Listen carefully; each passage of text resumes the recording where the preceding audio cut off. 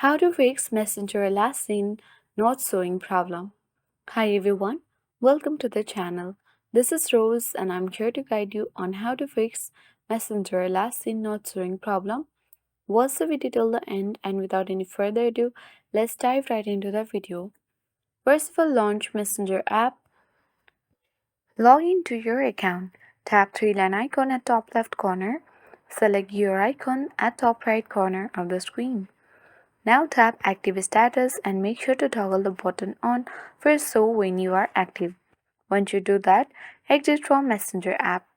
Now simply, you can tap and hold Messenger app, then the I button or app info option, and after a while select Storage Uses and tap Clear Cache.